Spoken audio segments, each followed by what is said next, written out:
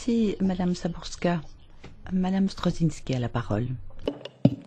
Merci, Madame la Présidente.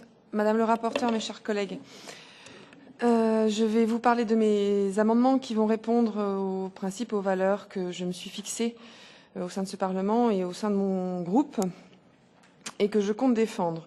Effectivement, Madame le rapporteur, vous parliez tout à l'heure du concept de genre que je refuse totalement. C'est le sens de mon premier amendement. Si en anglais le mot gender signifie sexe, en français il définit tout autre chose. Ce mot est le produit d'une idéologie qui vise à faire croire que l'individu n'est plus un garçon ou une fille à la naissance en vertu de son sexe, mais un être amené à se définir lui-même comme bon lui semble en fonction de ses désirs et de ses pratiques sexuelles. Parler d'égalité des genres dans des textes législatifs est donc une faute grave. Les hommes et les femmes sont égaux en droit et leurs pratiques sexuelles n'ont rien à voir avec cette égalité sacrée. Enfin, je voulais revenir donc sur pour vous dire que pour moi, il est hors de question que le débat sur l'égalité entre les femmes et les hommes soit le paravent permettant le financement de la politique migratoire suicidaire que vous menez. Nous devons aider et protéger en priorité nos femmes et nos jeunes filles menacées par tant de trafic et de violence sur nos territoires. Cela ne veut pas dire qu'il faut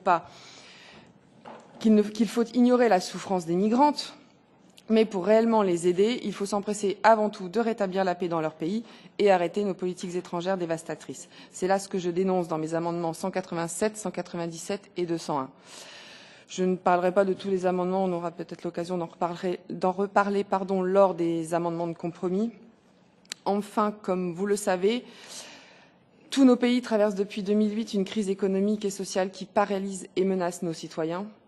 Il est capital de trouver des solutions concrètes et les moyens de les mettre en place. À ce titre, les sommes allouées à la lutte pour l'égalité des sexes me semblent trop importantes et les projets inutiles, voire même dangereux.